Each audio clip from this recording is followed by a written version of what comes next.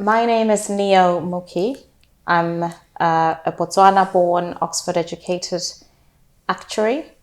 I work for Generali Asset Management as a managing director who is responsible for investment solutions. I am very happy to be here with Voices of the Future. I am here to contribute in terms of how I'm changing the world of investments.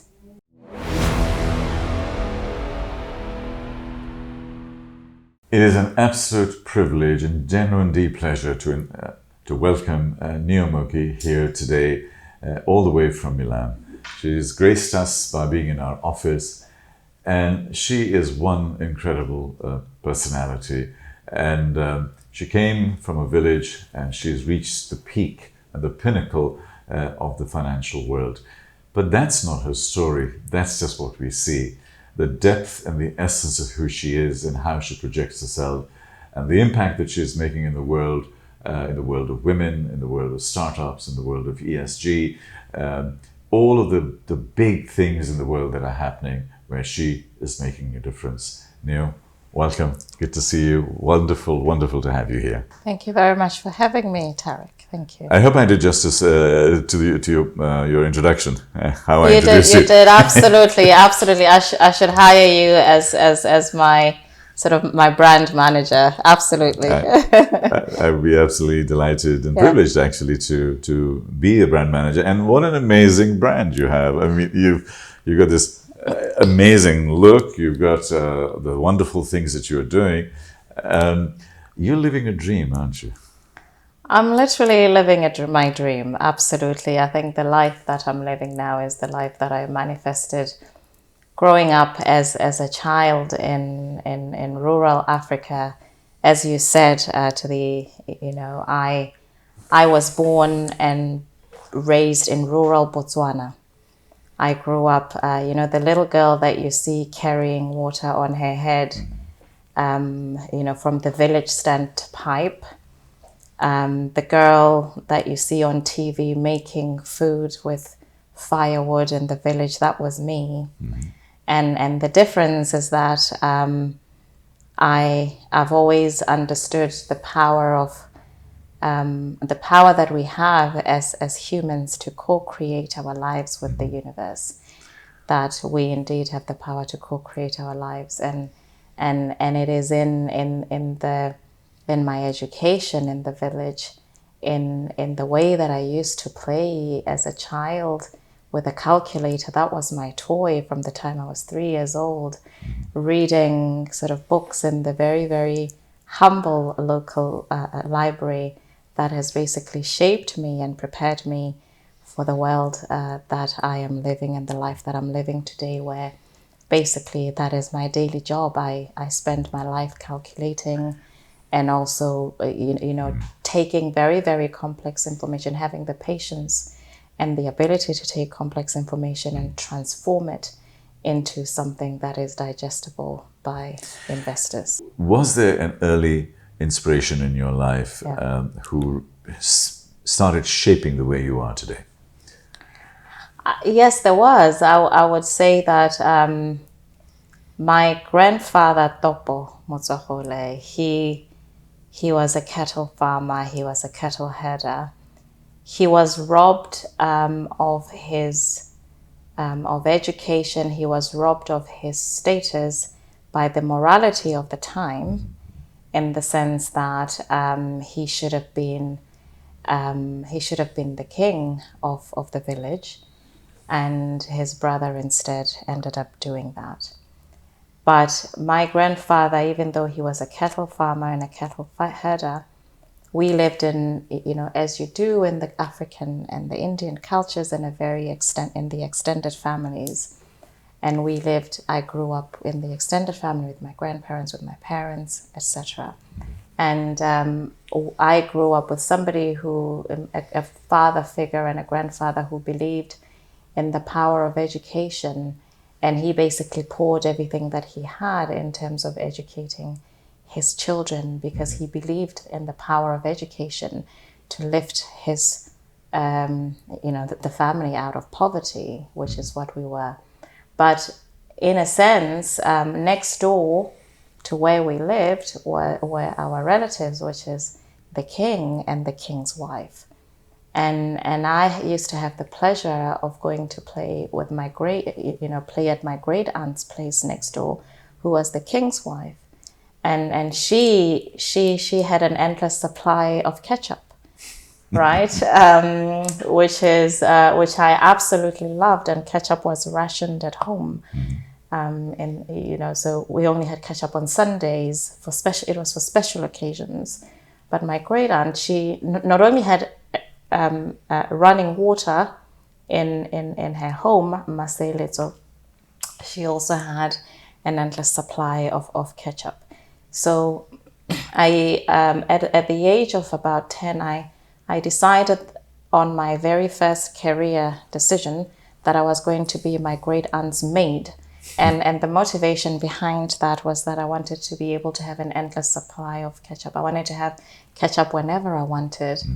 And obviously I very soon realized, through my studies, through working hard, that there might be a few limitations to being a maid, right? Yeah. And so I resolved to being a doctor. Again, the motivation that I had was what I learned from my parents and from my grandfather, which is the power of education, the power of being educated to lift you out of poverty. I went to school under the tree. We didn't really have books. We shared books. But I was very fervent and I was very studious. And despite being born partially sighted, deaf in one ear, 1 year, and with a very severe speech impediment, I really plowed on. I read a lot. I read Charles Dickens. From the time I was sort of 10 years old, I was reading Charles Dickens and Thomas Hardy, etc. And even though I didn't understand, as I said, that reading gave me an education. It gave me the patience. It taught me the patience of being able to decipher and to handle complex information, which has really prepared me for the world that I've actually entered into now. And obviously, I think to finish up my story in terms of my inspiration, I always thought that my inspiration was, to follow in the footsteps of the king, who ended up going to Balliol and going to Oxford. But really, I now see, on reflection, that my real motivation was ketchup, and to be able to have ketchup whenever I wanted. But really, the underlying motivation isn't ketchup, it's abundance. And this drive and realization that I actually had the power to get educated, and that I could leave the village, and then that I could lift my family out of poverty. What was that breakthrough moment in your life at that stage, which ended up taking you from a little girl in a village to a school under a tree, into projecting yourself into the UK when you did your actuarial science, and then to Oxford? I mean, that's a fast track, but how did you leap into that? I was very, very lucky. I've been very fortunate in my life, Tarek. One day I was studying, as you do, and it was at school, and my teacher called me and basically told me I had been given a scholarship to go and study at a school. So it was a school where all the top, kids, very brightest kids went to, and also children for heads of states from all over Africa and sort of expatriates. It was a fee-paying school. It was the top school. It was called Maruapula. So I got the opportunity. I got a scholarship because somebody thought I was smart, and they put me forward for a scholarship. And the school gave scholarships to kids from very poor backgrounds, and I was one. I was very fortunate to get one. So the real turning point for me in terms of kind of giving me a break into the world that I am in now, coming out of the village coming out of, strife and poverty was just that. So I did my secondary education and A levels, and then I got a scholarship, a British Council scholarship, to come and study in Britain. And that's where I've basically spent most of my adult life, and being educated and also being trained in the city. Indeed. As a speaker myself, when I'm out there doing keynotes and so on, and talking about sustainability and talking about impact investment, one of the critical things I say, and I just would like your feedback on that, I say that sustainability needs to be more profitable or valuable than the dirty business that we do. Absolutely. Because until we do that, it will be a nice to do little project on the side, Absolutely. and a CSR project or a PR project, and will never be real. Absolutely. So when you are looking at ESG and stuff like that, and what are you saying to your investor group and saying, like, we're going down the sustainability route, but you say, well, we're making so much money in oil. Why are we doing this? What's your conversation there, and how do you get them engaged and say, listen, mate, we're going to make money in protein, we're going to make money in cattle, we're going to make money in this, and we're going to be making money in EVs. How do you engage with that? I think I'm going to take a step back and talk about the future of finance and the future of investing, which is what we're talking about here. It's in terms of voices of the future. And when you talk about the future, we're talking about the time horizon. Two things: the time horizon, which is, so are we looking at 5 years? Are we looking at 10 years? Are we looking at 20 years? Are we looking at 50 years? And we're also talking about who is the subject, who are your key stakeholders in that future, right? Who are your key stakeholders?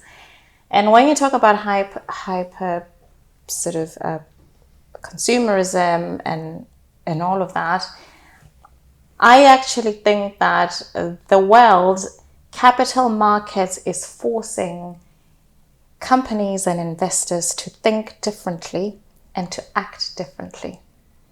And I said this, I say this: capital markets are forcing companies, and that they're literally twisting companies' arms and forcing them to think differently. And by capital markets, it's answering the question of who are the key stakeholders in the future. The people who are going to be the investors, the people who are driving capital flows, are no longer the baby boomers. The people who are driving capital flows, they are the millennials, Generation X, and those are the guys who are also going to be driving capital flows in the future. We need to be investing for the future. We need to be investing, reflecting the values of the voices of the future that we're trying to tap into, the ears of the future that we're trying to tap into. A lot of research has shown, and if you talk to anybody, you will know that those voices of the future, normal capital markets tells you that the opportunity set for investing is driven by risk and return. But they are not like that. The young ones are not like us. They think about empathy. They think about, is my investment doing harm? And they're even going beyond that. So the risk-return spectrum is all of a sudden not a two-dimensional picture. It's a 3D picture. It also factors in that element of doing no harm, and it also factors an element of actually doing good, actually going beyond doing no harm, doing good. And actually, baby boomers, people like me, who are slightly after that, we were not trained for this world, Tariq. Right? Yeah. We were not trained for the world that we live in, where computers are doing quite a lot of what we were trained to do. And what we need to do in terms of, investing for the future, in my role anyway, is thinking about that third dimension, which is the empathy, which is the doing no harm, doing good. And my investors understand that, because it's not just the tailwinds, you know, ESG sustainability, it's just not a fad. It's not even SRI. If I'm investing in a project where your investment is tied up for 15 years, for 30 years, for 50 years, you want that investment to continue to be sustainable. You want that investment to continue to give you returns in 30 years' time, in 40 years' time, in 50 years' time.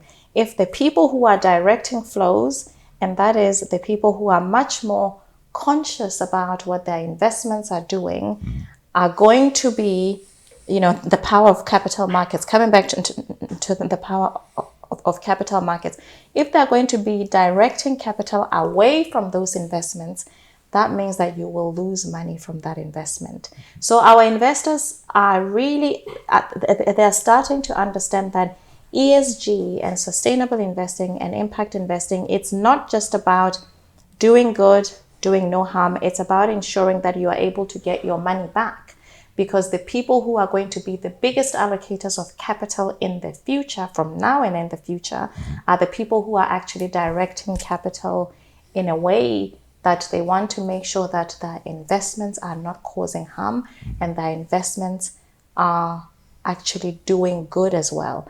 So think about oil. I was about to get in there, because what I'm saying is that if you look at the oil industry, about $5 trillion worth of assets are there, sunk assets. They're not going to walk away from that. And that's a huge ton of money. And they're going to fight back all the way. They've got the strong lobbies, they've got the strong positioning and so on. And the recent COP was a clear demonstration. There was the largest number of oil executives and finance executives ever in the history of any COP, or even the World Economic Forum, or any other event that came to this particular COP. They were running around looking for money and trying to find a way to save their $5 trillion worth of assets. And can I tell you how they're doing it? Yes. In reality, they're being forced by the power of capital markets to pivot. So if you look at Shell, if you look at BP, just go on their websites. They're being forced to pivot. All of them need to show that they have a decarbonization strategy. All of them have to demonstrate that they're investing also in clean technology. They're investing in cleaner energy sources. All of them, if you look at Shell, if you look at BP, because the power of capital markets. A lot of asset owners, what people don't know is that asset owners such as big insurance companies, big pension funds, big family offices, etc. A lot of these asset owners, people, they are the institutional investors. They've got very, very deep pockets. A lot of them have committed to net zero. Sure. A lot of them have. And commitment means that they actually need to deliver on those commitments. And part of delivering on those commitments means making sure that how they invest reflects and is in line with those commitments. I understand there is a pivot in a direction, but there's a lot of greenwashing, blue washing, pink washing, whitewashing. So all of that's going on. So I'm a little bit skeptical, because when there's so much money at stake, then we slow down. A lot of these oil executives are in their 50s and 60s, and they've got a few years to retire and stuff like that. Why the hell would they go out there and rattle the cage and change the game? You throw a lot of balls in the air. Spoke about people like the Gen Z and millennial to be empathetic. I would say they're much, much more aware than perhaps us, but they are so technologically driven that to me that's a different question. Are they going down in empathy? Are they going down in engagement and human connection and so on? I mean, if we were sitting together and we were Gen Z, I would probably be sending you a message and you'll be sending me a message back. So there are issues there, and I'll get to that. In the United States, for example, one half of the United States, which is the Republican Party, it's on their agenda that ESG is woke. is just fashionable. It's and DEI is just like, you know, some of the things. So the leading presidential candidate is saying the first thing we're going to do on day one is going to end ESG and end DEI, and they're ending it in the army, they're ending it in the government services and so on. And I'm listening to that and saying, really? So like the whole world is going in one direction, and one polarized group is going in a completely different direction, and they have power, money, capital markets, the largest capital market in the world in Wall Street. They've got that. That's the real market. It's not Milan, and it's not even Hong Kong or Singapore. Tarek, I beg to differ. Okay, tell me then. I've been based in London. I've been based in Milan. The biggest investors for, you know, the biggest American firms are asset owners. Asset owners are not just concentrated in the US, they're all over the world. Indeed. If you think about where the biggest pot of capital is, one of the biggest pots of capital is even in the UAE. It's trillions in terms of the capital. Yeah. The sovereign wealth funds are all here. Exactly. And that is why a lot of the American firms that we invest in, they are pounding the streets not in the US. Yeah. They are pounding the streets in Europe. They're pounding the streets in London. Yeah. They're pounding the streets in the UAE.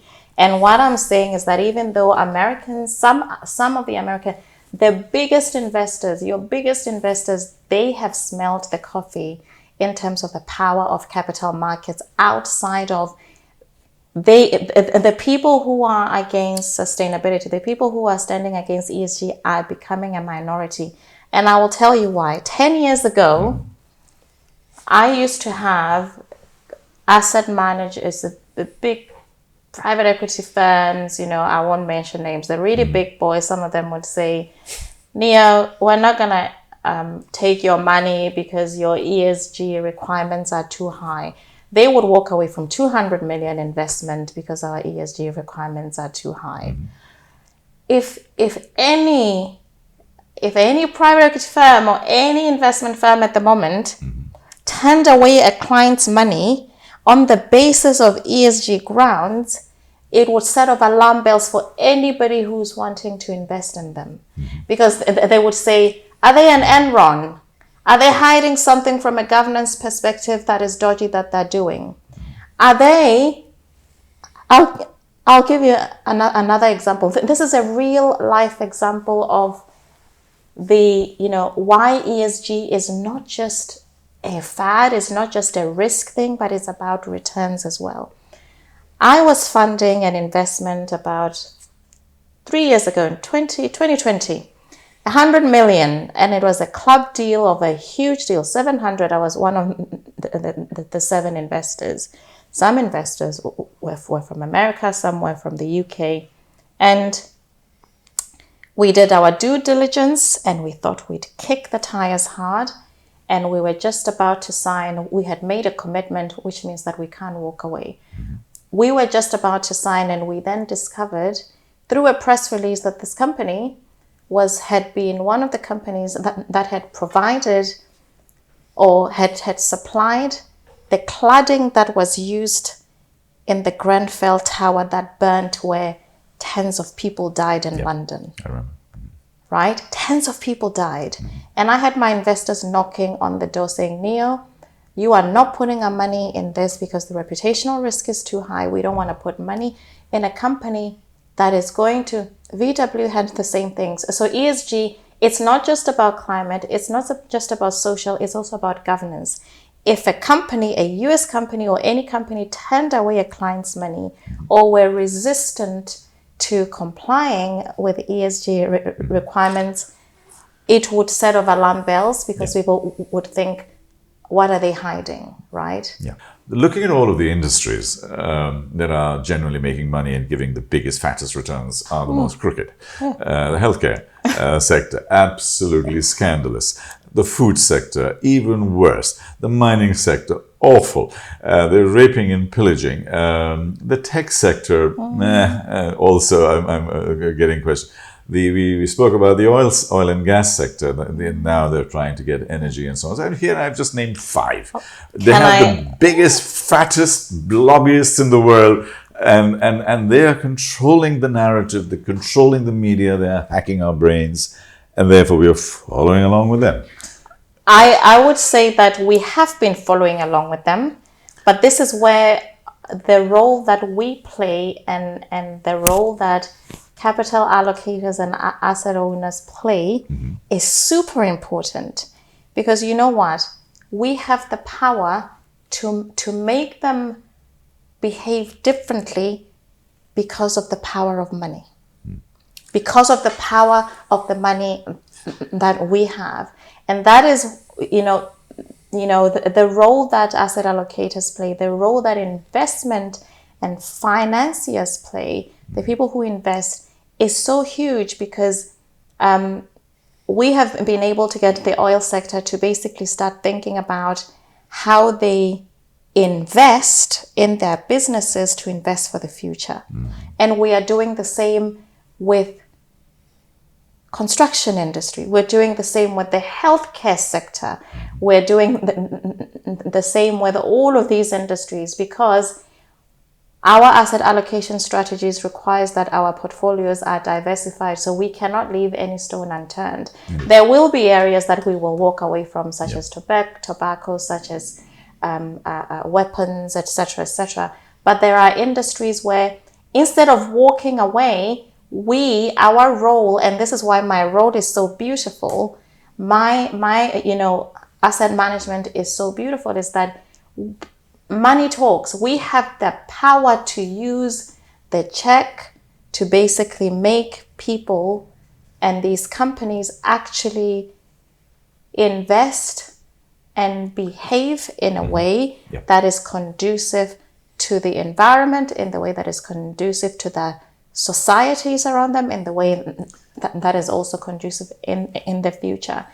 So if you think about private equity, for instance, you think about private debt, infrastructure, you used to be to only be able to access those investments if you were big enough, right? If you had money, or a big family office, or you had a minimum ticket size of 150,000. But again, the power of capital markets, because these youngsters, the people who are investing, they're investing from their phones, they're doing things differently. They may not have those ticket sizes, but they have the masses.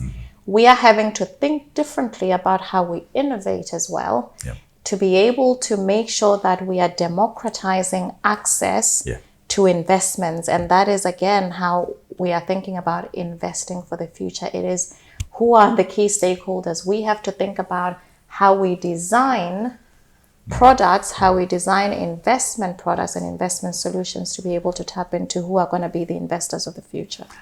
Neo, you're truly amazing and very inspirational. So what we need are lots and lots of Neos in the financial world. And I'm thinking, while you were talking, I'm saying, can we clone this person? And we can clone it in 10, 20 different places. Because you're touching upon something, and very passionately, and again, I'm looking at some of the dynamics that I have encountered, being in the financial markets for 20 years and leadership roles and so on, is that you come with a value set. Yes. You come with a level of authenticity and humanity. So you are an amazing, amazing ambassador for something like this. So I am totally sold. I'll invest with you. Now I know why you're so successful. I'm now looking at this other kid, young person, who's sort of come through the ranks, and dad's got a good job and goes to the best universities, and Oxford, Harvard, MIT, Wharton, Stanford, whatever, and they come through those ranks, and immediately Goldman Sachs goes and hires them, or BlackRock's takes them on. They have never evolved in a way to develop the value system that you have. Can they think like you? And what kind of training can we impart on them? Because when I went to Harvard, I mean, the first thing I wanted to do was to join private equity. Like, I was like, this is amazing. Yes. But I didn't last 18 months because it didn't align with my value set. Yes.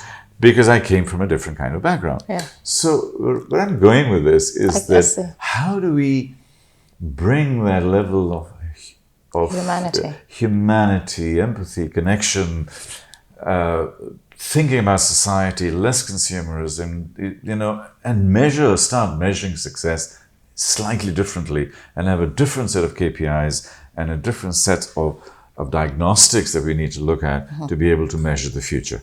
I need a different set of diagnostics. I honestly, GDP and ROI, and they're falling out of sync. Absolutely. Okay, I didn't expect that answer, but thank you very much. No, but I and I love it. I mean, the fact that you accept. Yeah. I completely accept that, and I would say that we need to be authentic to who we are. I am lucky, I'm blessed because I was raised in a world where I was told I could be anything and I could do anything, and the opportunities for my future were infinite, despite the fact that when I looked around me, there was nothing. I was hungry, right? I was hungry. I didn't have this. I didn't have that. There was no TV or anything like that. And I think I was kind of brave enough to, lucky enough to be taught, to carry my authenticity with pride. And I think if you have people like us with the value systems that we've got, and a lot more of us staying and not running away and seeing ourselves as change agents, as advocates in these areas, then there's a lot of change that you can bring, right? I mean, I lead a huge team right now. I lead a huge team that is from a completely different culture. But as a leader, it is my imperative to make sure that I ingrain, as you say, in the KPIs, the behaviors that we expect of the people in the workforce, the behaviors that we expect in terms of how they invest, how they think about investments. It's not just about your own P&L. It is not about just getting your profits. It's not about just getting your bonus. You are behaving in a way that is conducive not just for the colleagues around you, but also for the investors that you're looking after. You are a role model for a lot of young women. Yeah. Can you share some of the work that you're doing with us, with these women, and what impact you're making?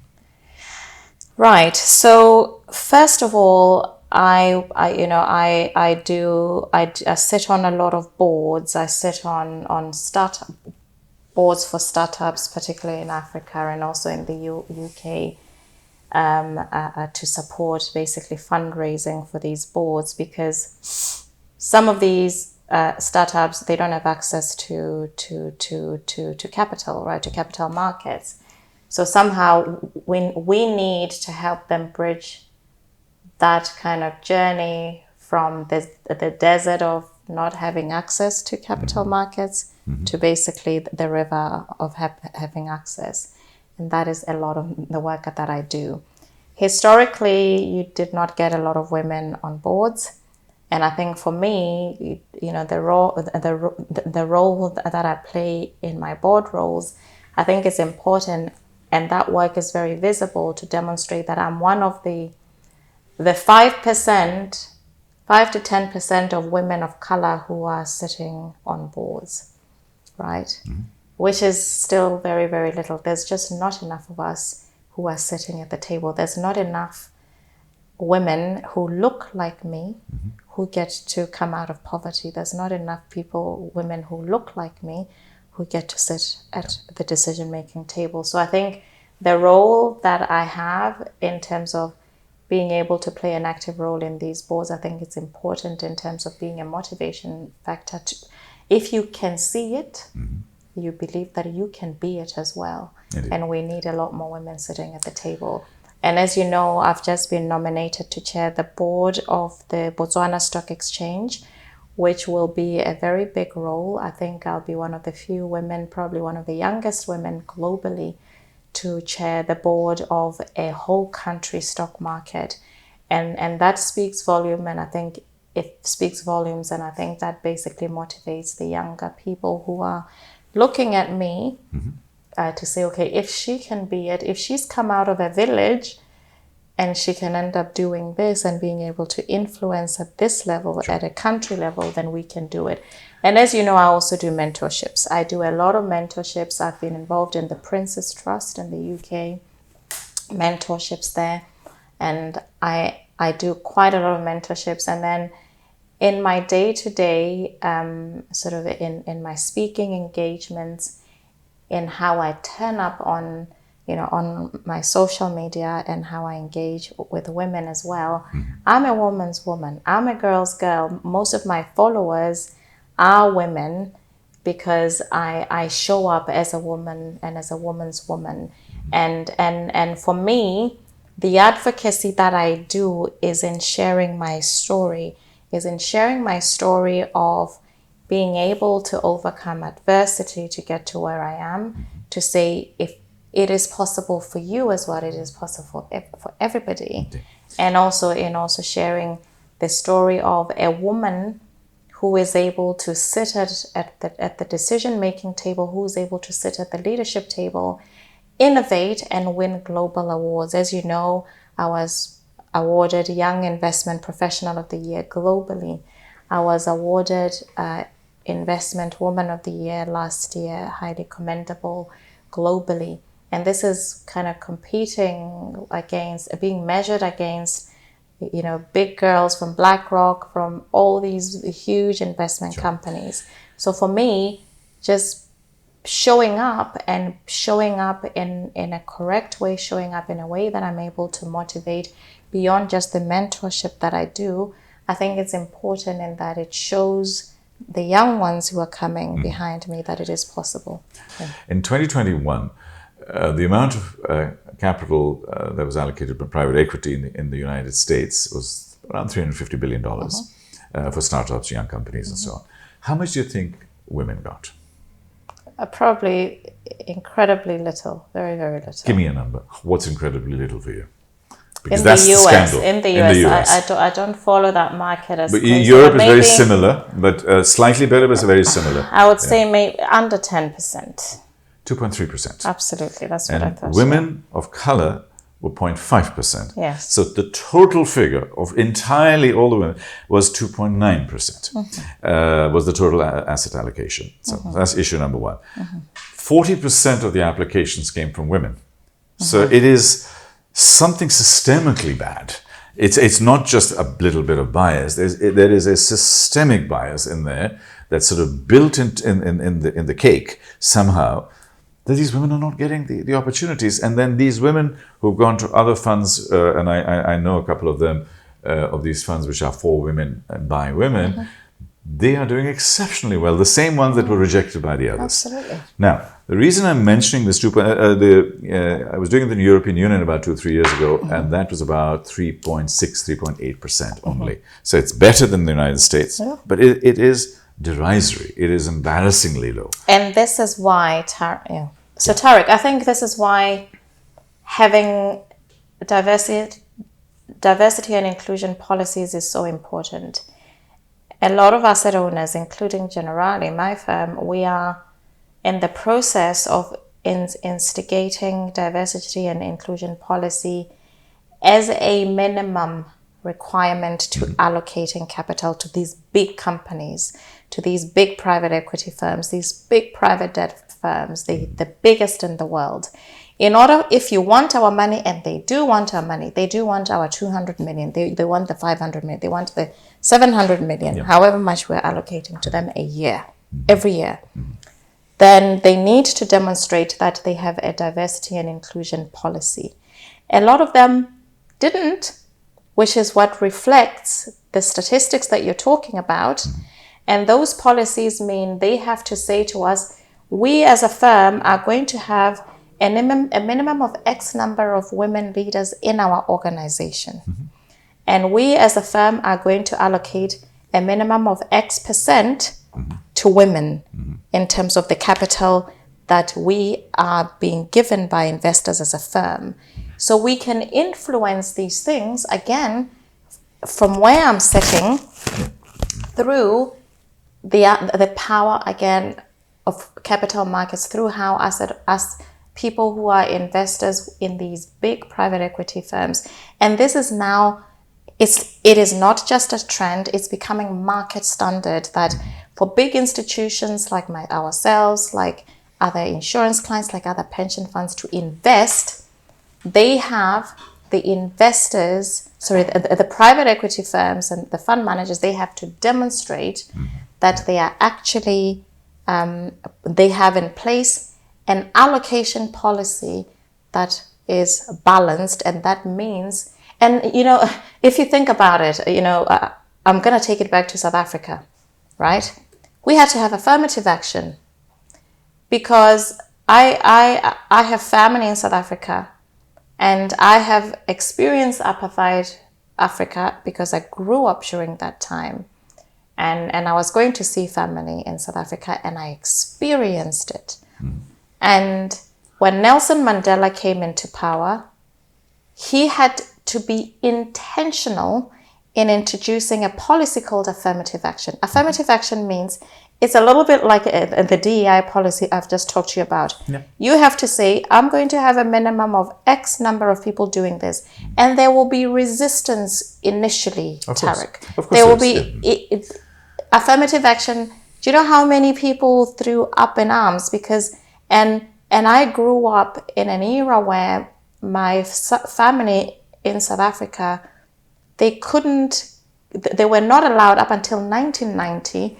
They were not allowed to go to school beyond grade 6. Do you understand what I mean? Yeah.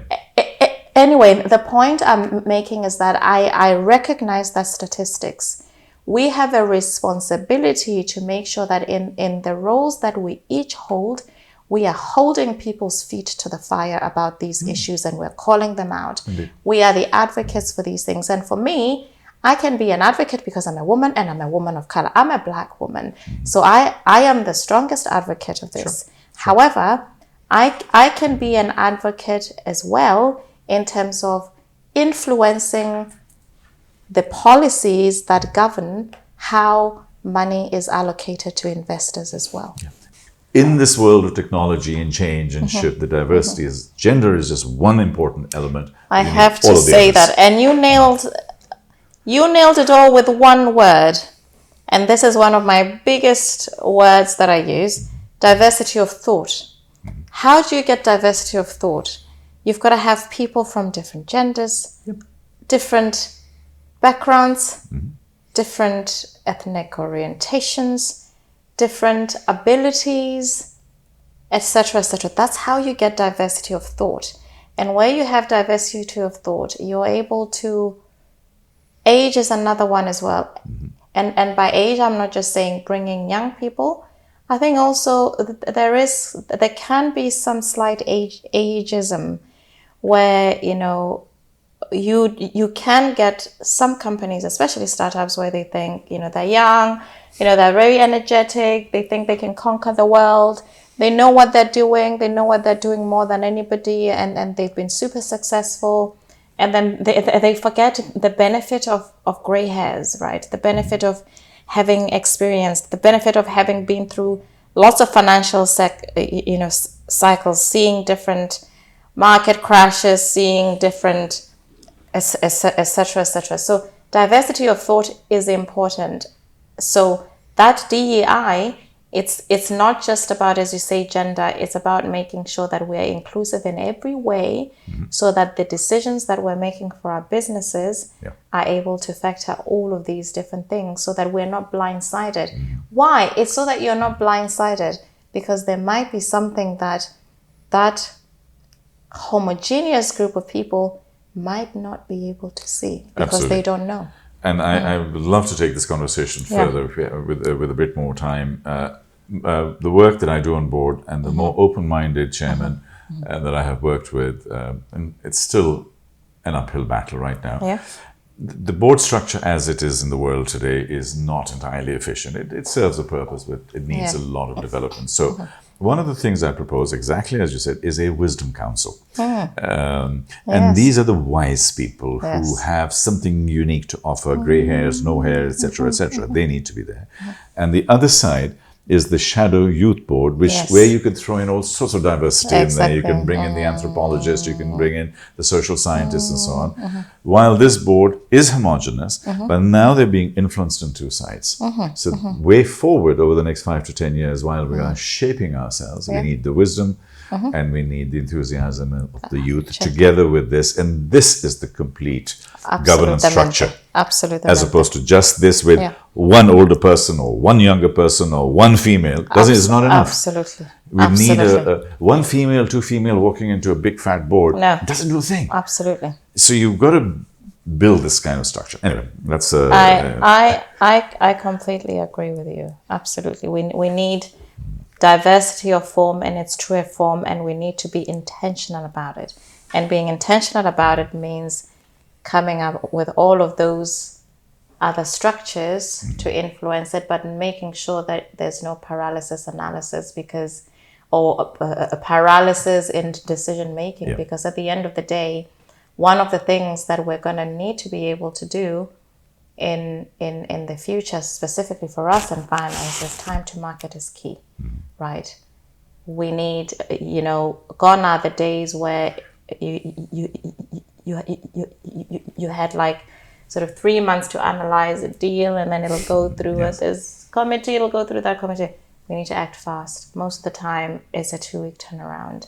And we need to make sure that we're setting up structures that are able to allow that high degree of flexibility and that are nimble, but being able to bring into bear that diversity of thought. What is your view on trust, and how do you bring trust into your environment, and how do we get impacted? Thank you for asking me that question. That's one of my biggest. It's one of my biggest. I have 4 main mottos, but I'll touch on the trust one. One of them, and this is one of the things that I say to the young people that I mentor, and even my team, is that the people around you need to know they can trust you. Yes. The people around you need to know they can trust you, because you cannot win on your own. So the people around you need to know that they can trust you. So where does that start? It starts at the local level. And I think charity begins at home. In your own personal life, can you be trusted? There's no point projecting this persona of a trustworthy person in the business world if at the core, as a human being, your values are such that you are not a very ethical person. In my opinion, I think leadership is important, that the people around you need to know they can trust you. So starting at the core in terms of your own core and personal integrity in how you handle your life, and how you handle your business, and how you handle your interactions with the world as Neo, as Tariq. Then outside of that, as you say, in your engagements with the people who are most closest to you, and even in your engagements with the people who are further outside of you, integrity is everything. Because integrity is something that you can build trust, you can build over a lifetime, but you can lose overnight. Indeed. So that's one of the things that I really urge the people that I mentor, I urge my team to guard. And I will give you an example. I'm going to give you an example. We did an amazing solution in my past life. This is not in the current job. In my past life, one of my past jobs, we did an amazing solution. It was cutting edge. Oh, it's so beautiful. So beautiful. Beautiful. We managed to reconstruct something, and released a ton of value for our policyholders. But in doing that, we, one of the team members who was structuring this put a clause in it that just was unnecessary. in the context of the overall outcome of the structure and the solution, but it would have ensured that that person basically gets a very big bonus. Yes. Now, this person's done a tremendous job in coming up with an incredible solution. Yeah. Amazing. That's cutting edge. That's going to be in the papers and everything. But because of this little thing, it's tarnished everything. Yeah. So integrity is everything. And because of this, people will never look at that person the same. Even though overall they are an excellent person, they're an excellent analyst, they've done a tremendous job and they've delivered so much value for the company for many, many, many, many years, decades of years. Yeah. But because of that one little thing, which was not necessary, you've lost trust. So for me, integrity is everything. And I think this then it taps into some of the things we've been talking about. As an industry, as industry leaders, if you cannot be trusted as a person in a particular industry, it then reflects on your industry, right? It doesn't just reflect on your company, it reflects on your industry. Yeah. That is why after the stock market crash, global financial crisis, you can't trust bankers, but it was not the actions of all the bankers, it was the action of one or two kind of banks that had policies that were not very conducive and that ended up basically causing a lot of trouble. This is a wee bit more than one or two, but I know, you know what I mean. Yeah. It wasn't hugely systemic. Yeah.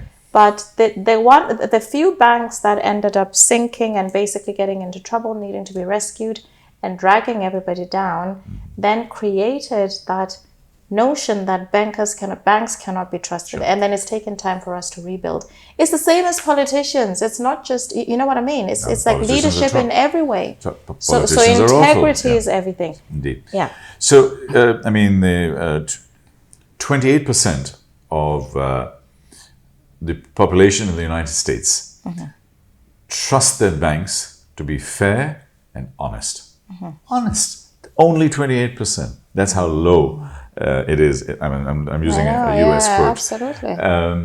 We're having this fascinating conversation with Neo, and we've done everything from villages in Africa to the heights of the financial world. We've spoken about trust and truth and integrity. We've discussed women and diversity and inclusion. We've discussed sustainability. So this is a really comprehensive conversation that we're having. So as we move towards the end, I have a few more questions to Neo to help us humanize our future.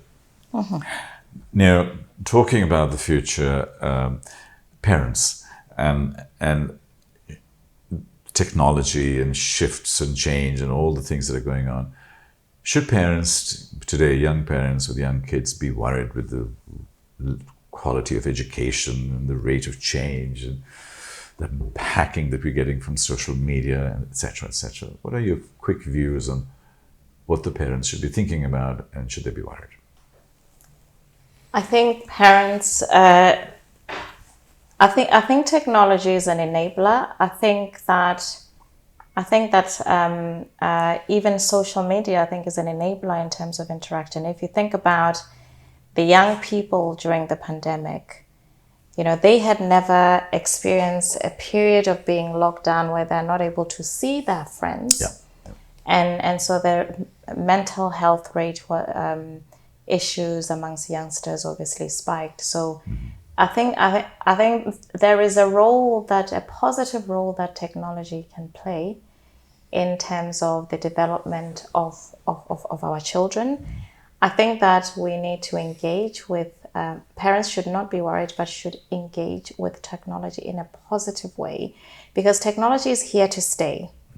They need to educate themselves in order to be able to keep up, and also to make sure that their children are educated. What you don't want is your child being left behind, because technology is the future, and if we are going to, through fear, not engage and not allow our children to engage in a positive way, then your child might be left behind.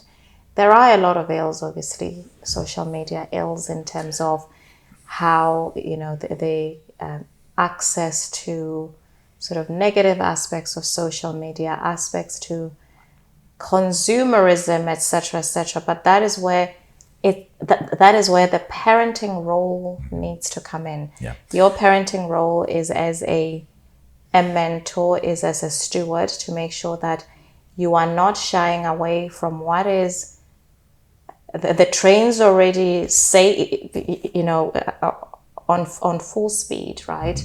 And it's about being able to jump on and then being able to steer it in an appropriate way, in a positive way. Indeed. Let me share an interesting story with you in terms of learning and development, because I think our schools are very Victorian in their thinking, and we need a fundamental shift in there. The Japanese schooling system is very well aligned, and now to a great extent schools in Finland and places like that, in terms of the development of the human brain at a neuroscientific level. By about the age of 9, about 85 to 90% of our brains have already developed, and then everything else is just little increments on top there. Yes. So that's the time when they are the most malleable. They can learn X number of languages, they need experiences, they need to be able to, because by that time they're shaped and formed to a great extent. In Japan, what they do is, in every school there's a little garden, and they have to work the soil. They have to plant and see how they can grow rice. So they need to understand water, soil, growth, patience, timing. Those are the learnings of the future, not little techie bits, because that can happen at any point in time. Learning through, so that experiential learning and so on. And I think our schooling system needs to be shaken up and re-looked at in terms of all our new challenges that we have in the world. To get to start using your hands and to understand and value earth and value the soil, and that's when we'll value our planet. Absolutely. Because I completely agree. I think our curriculum is very Victorian in its way. I remember learning all of the different parts of an insect, right? And learning all of the different parts of a flower. And I cannot tell you that I use it in any area of my life, or I've ever had to use knowing the various parts of an insect. So I think that the curriculum needs to evolve. It does need to involve some of the technological aspects that are positive. Sure. AI, engaging with AI, coding, etc. Because these are the skills of the future. We need to equip our young ones to be able to do the work that is going to be the future of work, the work of the future. We also need to equip them as well.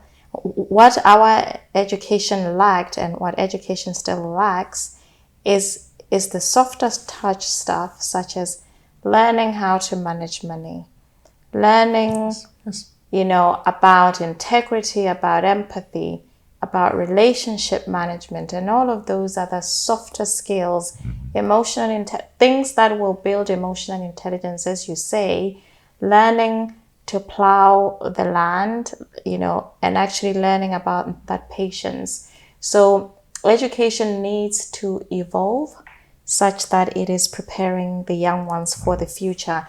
And you cannot discount technology from that. Yeah. But it's got to be a positive. It has to be all inclusive, basically. Indeed. My final thoughts. Here's a beautiful book. It's called African Thunder, and it was lying in my office. And when I saw Neo walking in, I said, "She is the African Thunder." And the African Thunder is the Victoria Falls, which are actually, it's at the nexus of Zambia, Zimbabwe, Botswana, and the whole thing. And I remember being on that bridge on the Victoria Falls. Insane. I was talking to another truly inspirational woman like yourself, and her name is Queen Diambi from DRC, from Democratic Republic of Congo. And she's actually not a queen. She says, "I am a king." Yes, indeed, absolutely. And she slapped me really hard when I asked a question, and please don't do the same. Yeah. I asked her the question, I said, the world is really looking at the future and the future of Africa, and Africa is the last frontier. And she looked at me like that and she said, Africa's the first That's the frontier. first frontier. That's exactly what she said. Africa's the first frontier. Africa's the first frontier. Absolutely. And she said exactly that. So you've done the same. Africa's the first frontier. And I think, one of the things that was great about the pandemic is that the world started waking up to a few things at the back of the pandemic. It started waking up to sustainability, right? It started waking up to diversity and inclusion. And then it started waking up to emerging markets, including Africa, such as Africa. And now, if you look at where the venture capital firms are actually investing, they are pouring into Africa. Indeed. Because it is the future. It is the future, but I think the key point that both you and Kiwindiambi mentioned was the first frontier. It is. And I think that is part of the media narrative and stuff like that, which needs to be readjusted and recalibrated. Because including me, and I consider myself knowledgeable and open-minded and secular, I didn't see Africa in that way. I saw it as the last frontier. In other words, it's the emerging market. Yes. As opposed to, that's where it all started. That's where it all started. And a lot of the wisdom in the indigenous populations there, when they understand about environment and so many things, and I think we need to learn from that also. So, Neo, this thing can go on forever, and you are absolutely amazing, and I'm literally overwhelmed and overawed by your engaging personality, your thoughts, your views, your super intelligence. Well, I want to thank you for your support of women. I think I just want to say that as a woman who's had to literally claw her way up, which was brutal, the corporate ladder, the corporate world can be very brutal, and to have men backing you and men supporting women is absolutely tremendous. Yeah. I think women are the closest thing to God that there is, because it is through women that life comes into this world. And I think I have a lot of time for men who recognize the value of women and who support that. So thank you. Thank you. As a parting comment from you, if you were to leave a little message in a bottle that your kids will pick up in 10 years' time, as Neo today, giving a message to the kids of tomorrow, what would that one-liner, two-liner be? I would say you are co-creating your life with the universe. You're not passive in life. Is not happening to you. You have the power to create the life that you want, despite your circumstances. If the child or the cattle herder from a rural village in Botswana can, come out of the village. I never thought I would ever get out of the village and get to where I am. And I still feel like I have a long, long way to go. I think you too can. And in realizing that power, work to realize that power. And in realizing that power, use that power to leave the world better than you found it. Yeah. Beautiful words, and what an amazing session. Thank you very much indeed. It's an absolute privilege. Wonderful. Thank you for having me, Tarek. Thank you, man. Yeah, wonderful. Appreciate it.